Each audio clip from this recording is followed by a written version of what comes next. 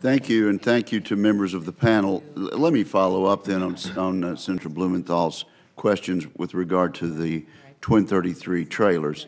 For those who weren't able to follow the debate we had 2 years ago in the Senate, a Twin-33 is a truck tractor pulling two 33-foot trailers for a total truck-trailer combination length of at least 84 feet, the height of an 8-story building. Now, there's some people who have proposed a federal mandate for double 33s, as opposed to the current system we have where states get to choose. A federal mandate would preempt laws of states that do not want them on the road, overriding state legislative decisions to protect public safety. What we do know is this: double trailer trucks have an 11% higher fatal crash rate than single trailer trucks. We also know from information provided to us by the committee that recent data show that in 2015, the number of large trucks involved in fatal crashes increased by 8%, large trucks. And then we learned from testimony today from Dr. Lund that the number of people who've died in large truck crashes was 22% higher in 2015. So this has been a helpful hearing in that respect. Now, Mr. Moyes, it's not just your company, and remind us again about the size of your company and the number of trucks that Swift employs.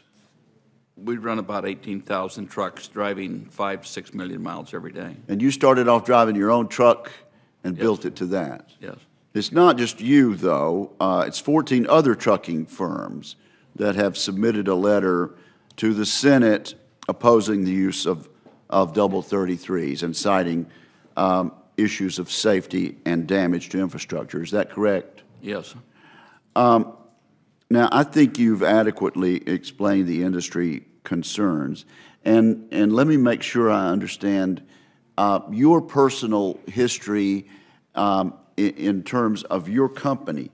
You were driving the Twin 28s in your company, and you decided to go to the 53-foot single trailers. Is that correct? Yes, that is correct.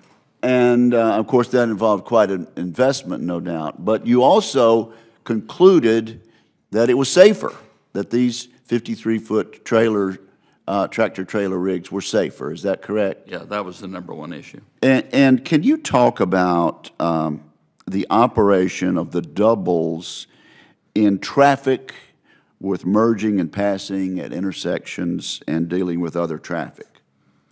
Well, it is considerably more at risk or complicated, especially, you know, if you're trying to pass a trailer, a unit that's 84 foot long or longer than a 53 with a tractor. You know, it's just considerable more risk in the passing. Intersections would be, you know, kind of the same situation.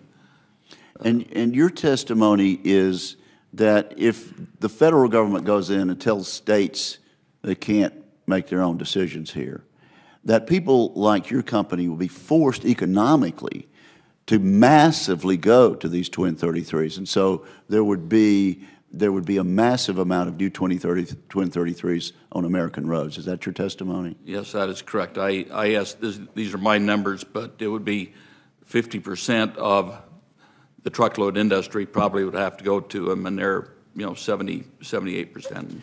Let me ask Mr. Lund this question. Could you define for the committee what an out-of-service vehicle violation is? Yes. An out-of-service vehicle violation is one that's serious enough that the truck is taken off the road.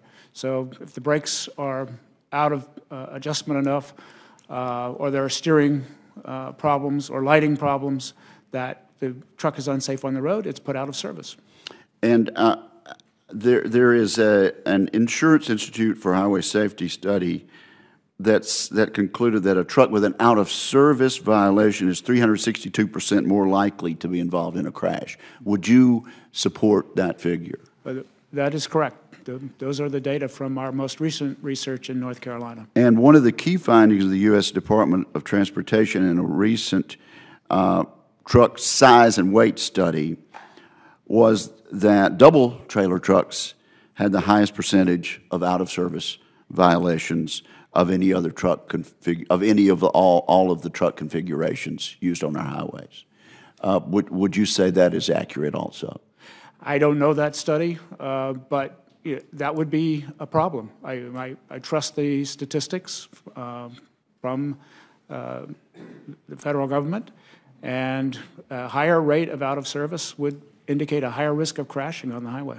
Thank you very much, and thank you, Madam Chair.